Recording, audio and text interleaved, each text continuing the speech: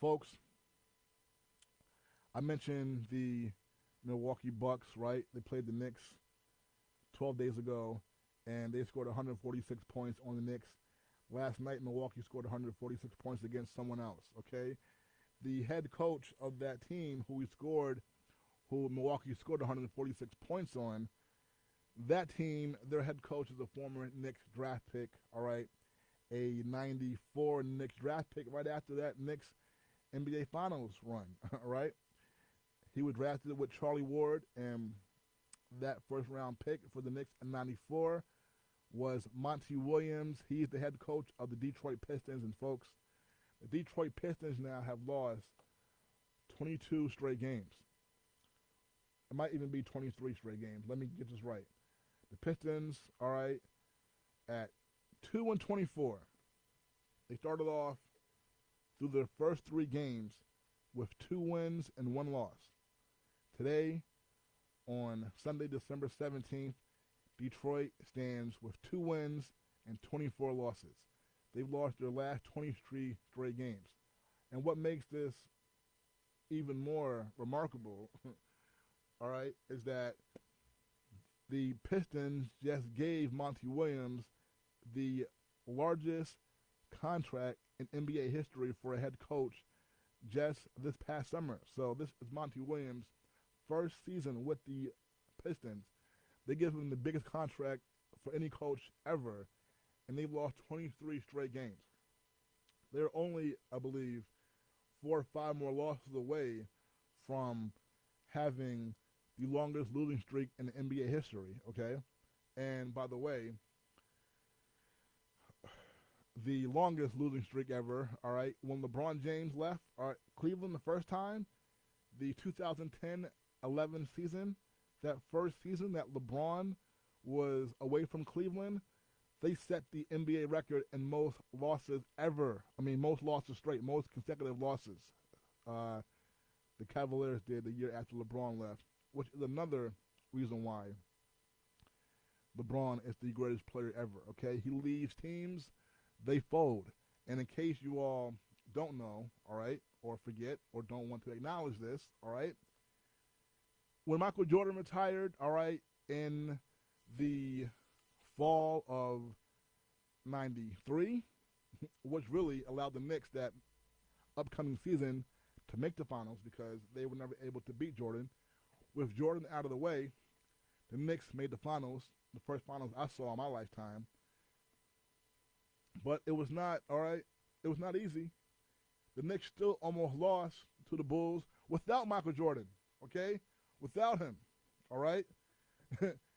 When LeBron leaves teams, they are a disaster, okay?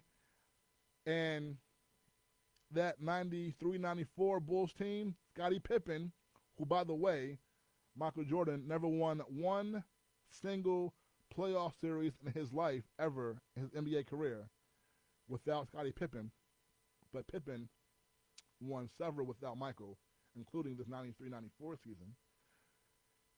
Scottie Pippen almost won the MVP of the NBA that year and led the Bulls to 55 wins that year and a first-round playoff win. And second round, without Jordan, Knicks, we think we have it easy now.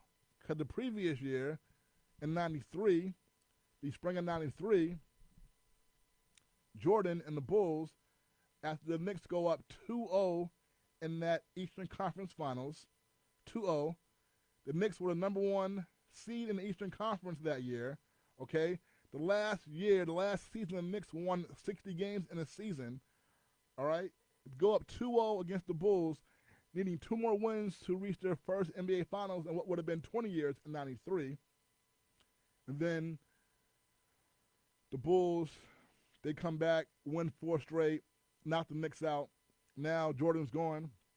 So the following year, without Jordan, Knicks are facing the Bulls in the second round, and without him, they barely win.